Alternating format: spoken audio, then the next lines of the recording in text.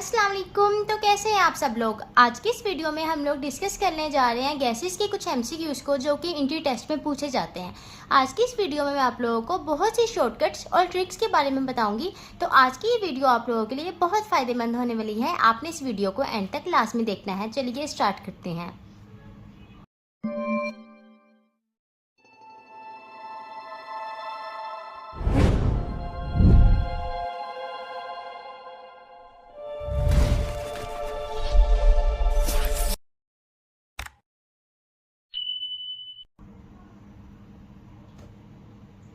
जी देखिए, first MCQs. If volume of 1 mole of gas 8 decimetre cube at 0 degree centigrade at which temperature volume will become twice. अब देखिए, इस MCQs में इन्होंने हमें V1 भी बता दिया है, यानी वॉल्यूम 1 इन्होंने बता दिया कि 8 डेसीमीटर क्यूब है। वॉल्यूम 2 भी बता दिया है कि जब वॉल्यूम जो होगा वो ट्वाइस हो जाएगा, यानी फिर आपका टेम्परेचर कितना होगा। ठीक है, यानी इन्होंने हमें V2 भी बता दिया है। V2 पहले V1 का डबल होगा। ठीक है, वॉल्यूम विल बिकम डबल। तो जो V2 होगा वो V1 का क्या होगा, वो डबल होगा। तो 8 को जब हम 2 से मल्टीप्लाई करते हैं तो हमारे पास 16 आ जाता है। अब इसी तरह क्वेश्चन में उन्होंने हमें T1 बता दिया कि जो T1 है वो 0 डिग्री सेंटीग्रेड है, लेकिन जो टेम्परेचर होता है ना वो हम लोग केल्विन में लेते हैं, क्योंकि हम लोगों ने इसमें 40 ला लगाना है। तो उसमें वॉल्यूम का जो डायरेक्ट रिलेशन होता है टेम्परेचर के साथ, तो इसमें हम टेम्परेचर केल्विन में लेते हैं। अब हम लोगों ने टेम्परेचर जो है वो केल्विन में लेना है इधर। तो जो 0 डिग्री सेंटीग्रेड होता है वो कितने केल्विन के इक्वल होता है, वो 273 केल्विन के इक्वल होता है। इसमें आप फार्मूला भी लगा सकते हैं। जो हमारे पास ये वाला फार्मूला होता है कि आप इधर लेते हैं, आपने केल्विन फाइंड जब करना होता है, टेम्परेचर इन केल्विन में फाइंड करना होता है, तो आप इधर टेम्परेचर इन सेल्सियस में लेते हैं और इधर जो है आप उसे प्लस कर लेते हैं 273 के साथ। तो जब आपके पास सेल्सियस इन्होंने दे दिया कि 0 डिग्री सेल्सियस है, तो आपने उसमें प्लस करना है 273 को, तो आपके पास 273 ही आंसर आ जाएगा। ठीक है, तो इसलिए इस क्वेश्चन में आपके पास कितने केल्विन है, टेम्परेचर 273 केल्विन है।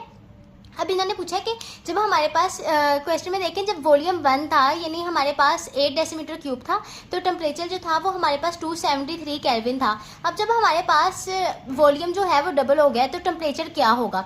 तो आप इसमें शॉर्टकट ये लगा सकते हैं कि हमने 40 लॉ में पढ़ा है कि जो वॉल्यूम और टेम्परेचर है इनका डायरेक्ट रिलेशन होता है, यानी जब वॉल्यूम है वो हमारे पास डबल हो गया है। देखिए यहाँ पे वॉल्यूम हमारे पास डबल हुआ ना, तो टेम्परेचर भी डबल हो जाएगा। तो आप 273 को भी सिंपल 2 से मल्टीप्लाई कर देंगे तो आपके पास 546 केल्विन आ जाएगा।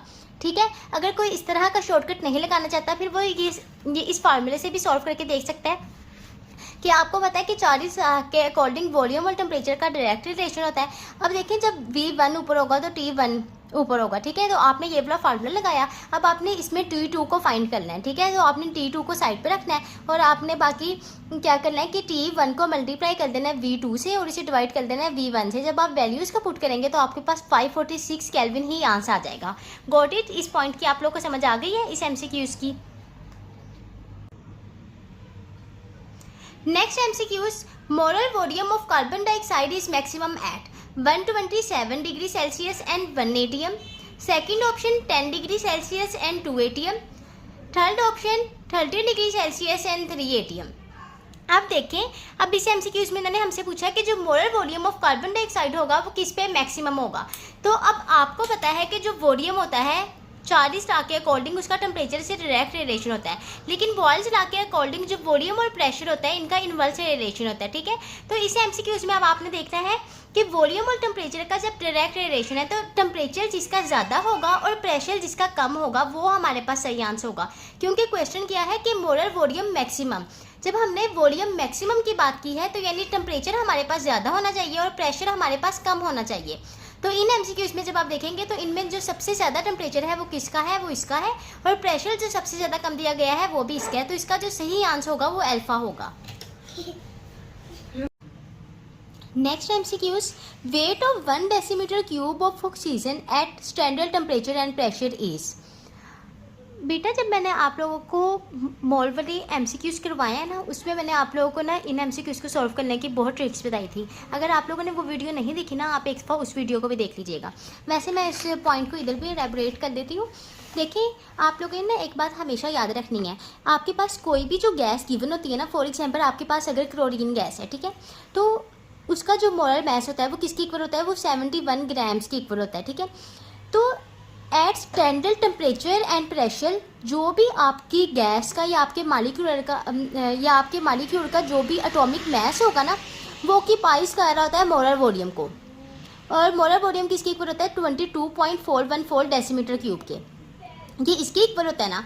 तो अगर आपने इसे, अगर फॉर एग्जाम्पल आपके पास क्लोरीन गैस का जो मास है वो 7.1 ग्राम्स के इक्वल हो गया, तो जो ये मोलर वॉल्यूम को ऑक्यूपाई करेगा वो भी 2.2414 डेसीमीटर क्यूब की इक्वल हो जाएगा, ठीक है। अब इस क्वेश्चन में इन्होंने हमें कहा हुआ है, इस क्वेश्चन में इन्होंने हमसे क्या पूछा हुआ है कि हमारे पास जो वेट होगा ऑक्सीजन का वो कितना होगा जब हमारे पास डेसीमीटर क्यूब है, 1 डेसीमीटर क्यूब है, ठीक है। तो आपने देखा कि हमें इस बात का पता है कि जो ऑक्सीजन होती है, ऑक्सीजन हमारे पास एक गैस है ना, इसका जो मोलर मास होता है वो 32 ग्राम्स के इक्वल होता है। तो अब ऑक्सीजन का जो मोलर मास है वो 32 ग्राम्स के इक्वल है, तो वो कितना वॉल्यूम ऑक्यूपाई करती है 22.414 डेसीमीटर क्यूब। इसी तरह जिस तरह हमने इस क्वेश्चन में देखा था, at standard temperature and pressure जो हमारे पास क्लोरीन है या कोई भी गैस या कोई भी आपके पास मॉलिक्यूल गिवन है, उसका जो मोलर मास होता है, एग्जैक्ट जो उसका मोलर मास होता है वो ऑक्यूपाइज कर रही होती है मोलर वॉल्यूम को। तो यहाँ पे जो आपके पास ये बात अब हमें पता है कि जब हमारे पास 32 ग्राम्स होता है, ऑक्सीजन का मोलर मास तो 32 ग्राम्स होता है, तो वो कितना वॉल्यूम ऑक्यूपाई कर रही है 22.414 डेसीमीटर क्यूब। यानी जब हमारे पास 32 ग्राम्स था तब वो वॉल्यूम को ऑक्यूपाई कर रही थी 22.414 डेसीमीटर क्यूब। अब जब क्वेश्चन के मुताबिक हमारे पास 1 डेसीमीटर क्यूब हो गया है, तो हमारे पास वेट ऑफ ऑक्सीजन कितना होगा। तो अब आप इसकी क्रॉस मल्टीप्लिकेशन करेंगे तो जो आपके पास आंसर आएगा वो 1.43 ग्राम्स आ जाएगा। गॉट इट जी। Next MCQs, when 200 ml of a gas at constant pressure is heated its volume is. देखिए इस क्वेश्चन में इन्होंने लफ्ज़ यूज़ कर रही है हीट का। हीट मतलब टेम्परेचर दिया गया है, जब टेम्परेचर इंक्रीज होगा तो 40 के अकॉर्डिंग वॉल्यूम भी इंक्रीज होगा, ठीक है। तो इसका जो सही आंसर होगा वो अल्फा होगा। Next MCQs, if 1/v is plotted on x axis and pressure on y axis at constant temperature what appear. तो अब बॉयल्स लॉ के अकॉर्डिंग जो हमारे पास प्रेशर और वॉल्यूम होता है उनका क्या रिलेशन होता है। बॉयल्स लॉ के अकॉर्डिंग प्रेशर और वॉल्यूम का हमारे पास इनवर्स रिलेशन होता है, ठीक है। प्रेशर और वॉल्यूम का हमारे पास बॉयल्स लॉ के अकॉर्डिंग इनवर्स रिलेशन होता है। तो जब इन दोनों का इनवर्स रिलेशन होता है, तो जो अगर हमारे पास प्रेशर का या वॉल्यूम का इनवर्स दे दिया जाएगा, अब इस क्वेश्चन में इन्होंने हमें किसका इनवर्स दिया हुआ है, इस क्वेश्चन में इन्होंने हमें वॉल्यूम का इनवर्स दिया हुआ है। तो जब वॉल्यूम और प्रेशर का इनवर्स रिलेशन है, लेकिन अगर हमारे पास वॉल्यूम का इनवर्स दे दिया जाएगा तो ऑब्वियसली वो प्रेशर का क्या होगा, वो डायरेक्ट रिलेशन में आ जाएगा, ठीक है। यानी अगर वॉल्यूम और प्रेशर का इनवर्स रिलेशन है, लेकिन अगर इसका हमारे पास इनवर्स है तो वो इसके डायरेक्टली प्रोपोर्शनल हो जाएगा, ठीक है। तो अब इस MCQ में भी इन्होंने रिलेशन किन के दरमियान पूछा हुआ है, 1/v एंड प्रेशर के दरमियान। तो जाहिर सी बात है जब इन दोनों में डायरेक्ट रिलेशन हो जाएगा तो हमारे पास स्ट्रेट लाइन आएगी। आप इस ग्राफ को एक बार देख भी सकते हैं कि 1/v आपने x एक्सिस पे प्लॉट किया और इसके अलावा प्रेशर आपने y एक्सिस पे रखा है। तो जब इन दोनों का डायरेक्ट रिलेशन होगा तो जाहिर सी बात है प्रेशर के बढ़ने से ये भी बढ़ रहा है, ठीक है। तो आपके पास स्ट्रेट लाइन आ जाएगी। इसके अलावा जो वॉल्यूम और प्रेशर के दरमियान रिलेशन है या वॉल्यूम और टेम्परेचर के दरमियान रिलेशन है या इनके दरमियान रिलेशन है, वो भी आप एक बार देख रहे हैं। इन सबके ग्राफ्स मैंने बना के दिखा दिए हैं। अगर किसी पॉइंट की नहीं समझ आती वो आप मुझसे कमेंट करके पूछ सकते हैं। Next MCQs, a gas is compressed to half of its volume at 303 Kelvin. At what temperature we obtain its original volume? अब ना इस क्वेश्चन में देखें इन्होंने हमें कहा जब half of it's original volume होगा वो कितने पे होगा, 303 केल्विन पे। यानी जब हमारे पास 303 केल्विन है ना, तो वो कितने वॉल्यूम पर हुआ है, 303 kelvin. A gas is compressed to half of its volume, यानी गैस कंप्रेस्ड हो गई कि हाफ ऑफ इट्स वॉल्यूम कितने पे, 303 केल्विन पे। 303 केल्विन पे वो कितनी कंप्रेस्ड हो गया gas, half of its volume, ठीक है। अब वो क्वेश्चन में कहते हैं at what temperature we obtain its original volume. अब कितने टेम्परेचर पर हम इसका ओरिजिनल वॉल्यूम लेके आएंगे। ओरिजिनल वॉल्यूम तो v के इक्वल होता है ना, क्वेश्चन में बता दिया जब हाफ v है तो वो 303 केल्विन पे है हाफ v। ओरिजिनल वॉल्यूम हमारे पास कितने टेम्परेचर पर आएगा, तो ये वॉल्यूम आपके पास कब आया, जब आपने इसको 2 से मल्टीप्लाई करेंगे, हाफ को आप 2 से मल्टीप्लाई करेंगे, ठीक है। जो जब आप हाफ को 2 से मल्टीप्लाई करेंगे, ठीक है, यानी आपने हाफ v को कन्वर्ट करना है ना v में, तो आपने क्या करना है, हाफ v को आपने मल्टीप्लाई कर देना है 2 के साथ, तो आपके पास सिंपली v आ जाएगा, ठीक है। तो आप हाफ v को v में कन्वर्ट किया है 2 से मल्टीप्लाई करके, तो ये भी अगर आपने आंसर लेके आना है तो आप इसको भी 2 से मल्टीप्लाई कर देंगे, तो आपके पास क्या आ जाएगा, 606 केल्विन आपके पास आंसर आ जाएगा, ठीक है। ये देखें 606 केल्विन, तो यही आपके पास आंसर होगा। Got it. नेक्स्ट एमसीक्यूज, ये वाला एमसीक्यूज भी बिल्कुल वैसे ही सॉल्व होना है जिस तरह हमने पिछला एमसीक्यूज सॉल्व किया है। इस एमसीक्यूज में भी 4 स्टार के अकॉर्डिंग वॉल्यूम और टेम्परेचर में डायरेक्ट रिलेशन वाला फार्मूला लगना है। इसमें क्या होना है कि जब इन्होंने हमें पहले वॉल्यूम 2 डेसीमीटर क्यूब दिया है, उसके बाद इन्होंने वॉल्यूम जो है वो डबल कर दिया है, तो टेम्परेचर भी जो होगा वो हमारे पास सिंपली डबल हो जाएगा, तो इसका जो आंसर होगा वो 546 केल्विन आ जाएगा। Next MCQs, normal body temperature is. आप देखें अक्सर स्टूडेंट्स क्या करते हैं, वो ना पूरा एमसीक्यूज पढ़ते नहीं और 37 डिग्री सेंटीग्रेड पे जो है वो आंसर लगा के आ जाते हैं। अब आप लोगों ने क्या करना है, आप लोगों ने पूरा एमसीक्यूज पढ़ने के बाद एक बार सारे ऑप्शंस भी गौर से देखने हैं, क्योंकि इंट्री टेस्ट में ये बहुत ज़रूरी होता है। अगर आप इस तरह की गलती करते हैं कि आप स्टेटमेंट पढ़ के सिर्फ जो आपको सही आंसर लग रहा होता है आप लगा देते हैं और आप बाकी ऑप्शंस की तरफ नहीं देखते हैं, तो ये आपके लिए बहुत ज़्यादा जो प्रॉब्लम है वो कॉज कर सकते हैं, क्योंकि आपको पता है इंट्री टेस्ट में एक एक एमसीक्यूज जो होता है वो बहुत इंपॉर्टेंट होता है। तो जब आप इस एमसीक्यूज पर गौर करेंगे ना, तो जब आप सेल्सियस को केल्विन में और सेल्सियस को फ़ारेनहाइट में कन्वर्ट करेंगे तो आपके पास यही आ जाएगा, ठीक है। ये नीचे मैंने फार्मूला दे दिए हैं, सेल्सियस को केल्विन में कन्वर्ट करने का क्या होता है और सेल्सियस को फ़ारेनहाइट में कन्वर्ट करने का क्या फार्मूला होता है। इसमें आपने सिर्फ सेल्सियस की जो वैल्यूज़ हैं वो पुट करनी है, जो कि 37 डिग्री सेल्सियस है, ठीक है। तो आपके पास जो आंसर होगा वो फ़ारेनहाइट में 98.6 डिग्री फ़ारेनहाइट ही आ जाएगा और 310 केल्विन के इक्वल ही आ जाएगा, ठीक है। तो इसका जो आंसर होगा वो आपके पास ऑल ऑफ डीज होगा। Got it. Next MCQs, which of following pair of gases possess equal volume at standard temperature and pressure. तो आपने पहले तो ये बात याद रखनी है कि जो सेम नंबर ऑफ मोल्स होते हैं उनका वॉल्यूम सेम होता है। तो इन तीनों, आपको मोल का फार्मूला पता है कि आपने मैस को ऊपर रखना है और आपने मोलर मैस को नीचे रखना है, ठीक है। और उसके बाद आपके पास मोल्स आ जाते हैं। आपने इन तीनों एमसीक्यू, ये जो तीनों ऑप्शन है ना, इनके नंबर ऑफ मोल्स खुद फाइंड करने हैं, आप लोगों को फाइंड करने आते हैं। मैस को आपने ऊपर रखना है, मोलर मैस को आपने नीचे रखना है। यानी अगर आपके पास कार्बन डाइऑक्साइड है तो आपने इसका जो मैस है जो इन्होंने दिया हुआ है उसको ऊपर रखना है, इसको डिवाइड करना है, इसके मोलर मैस है, तो आपके पास नंबर ऑफ मोल्स आ जाने चाहिए। तो जो आपके पास नंबर ऑफ मोल्स इसके आएंगे वो और ये बिल्कुल इक्वल होने चाहिए, लेकिन इस केस में तो इक्वल नहीं आते हैं। आप जब इसे सॉल्व करेंगे ना इस केस में इक्वल आएंगे ना इस केस में इक्वल आएंगे।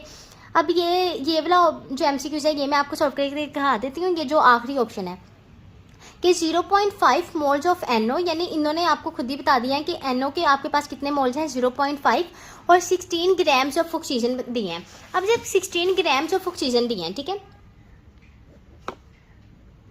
अब आपने क्या करना है, आपने अगर इसके नंबर ऑफ मोल्स फाइंड करना है ना, तो आपने मैस को ऊपर रखना है और आपने मोलर मैस को क्या करना है, मोलर मैस को आपने नीचे रखना है। तो मैस इन्होंने आपको क्वेश्चन में कितना दिया है, 16 दिया है, और मोलर मैस आपको कितना मोलर मैस आपको पता है कि 32 ग्राम्स के इक्वल होता है।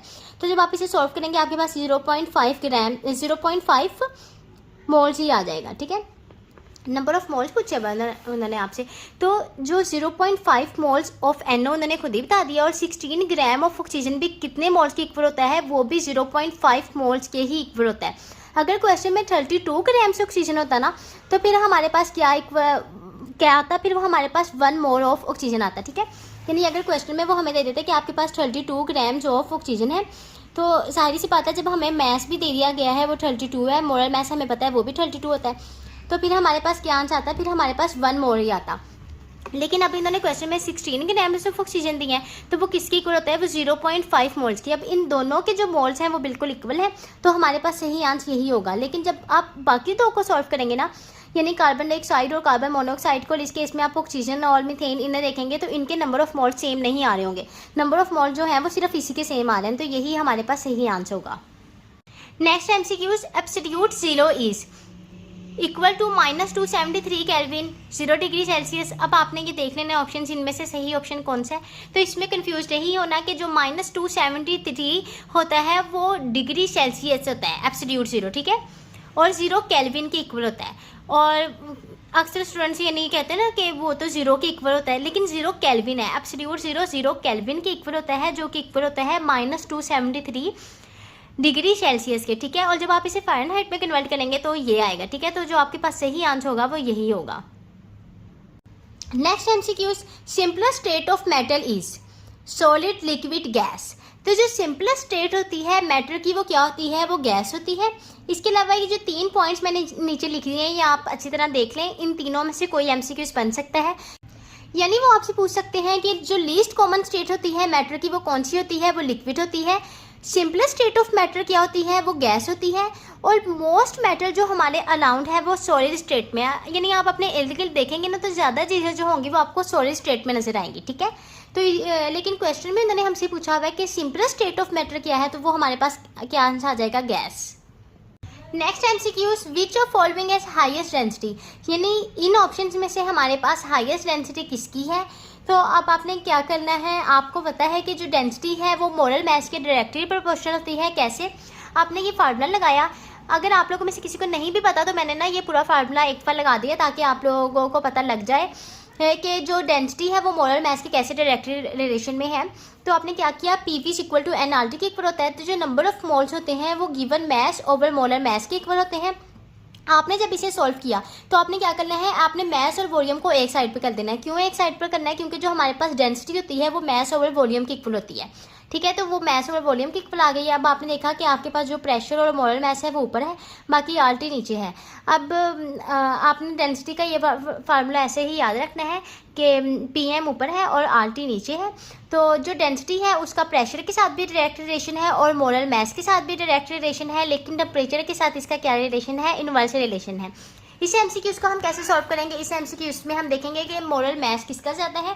तो आप देखेंगे इनमें जो सबसे ज़्यादा मोलर मास होता है वो इसका होता है। तो जो सही आंसर होगा वो हमारे पास यही होगा। Got it. Next MCQs, kinetic energy of 3 moles of a gas is. तो सिंपली आपने काइनेटिक एनर्जी का फार्मूला लगाना है। अब ये जो आपके पास फार्मूला गिवन होता है ये तो 1 मोल ऑफ गैस के लिए होता है। अब क्वेश्चन में इन्होंने 3 मोल्स ऑफ गैस पूछा है तो आप सिंपली 3 इस फार्मूले में पुट कर देंगे। तो जो आपके पास 3 मोल्स ऑफ गैस के लिए काइनेटिक एनर्जी किसकी इक्वल हो जाएगी, 1/2 RT की, ठीक है। तो ये आपके पास सही आंसर आ जाएगा। Next MCQs, which of following is SI unit of R। ये आपको ऑप्शंस दे दिए गए हैं और इसमें से पूछा गया है कि SI यूनिट ऑफ R क्या है। तो ये FSC की बुक्स में भी दिया गया है, तो मैंने एक दफ़ा इधर भी लिख दिया है कि SI यूनिट ऑफ R आपके पास क्या क्या है और non SI unit of R आपके पास क्या है। अब क्वेश्चन में इन्होंने आपसे SI यूनिट पूछा है तो अब आप देख रहे हैं कि इनमें से सही ऑप्शन क्या है। तो इसमें जो सही आंसर होगा वो क्या होगा, 8.314 न्यूटन मीटर पर केल्विन पर मोल, ठीक है। तो ये आपके पास सही आंसर आ जाएगा। Got it. अब इसके अलावा जो आइडियल और रियल गैस वाले एमसीक्यूज होते हैं वो भी स्टूडेंट्स को बहुत ज़्यादा कंफ्यूज करते हैं। यानी वो एमसीक्यूज में हमसे पूछते हैं कि इनमें से कौन सी गैस आइडियल होगी, कौन सी रियल होगी। तो इसके अलावा किसकी ए वैल्यू ज़्यादा होगी, किसकी बी वैल्यू ज़्यादा होगी। इस तरह के एमसीक्यूज भी स्टूडेंट्स को बहुत ज़्यादा कन्फ्यूज़ करते हैं। तो जो नेक्स्ट वीडियो है उसमें मैं इन सब एमसीक्यूज को डिस्कस करूँगी। आपको अगर इन एमसीक्यूज में भी कन्फ्यूजन होती है तो आपने वो वीडियो जो है वो देख लेनी है। मैं वीडियो के एंड पर उस वीडियो का लिंक भी डाल दूँगी, ठीक है। आपको अगर आज की ये वीडियो अच्छी लगी है तो वीडियो को लाइक कर मेरे चैनल को सब्सक्राइब कर दें और सब्सक्राइब करने के साथ साथ बेल आइकन को भी लाजमी प्रेस कीजिएगा ताकि आने वाली हर वीडियो आप तक पहुंच सके। Thank you so much.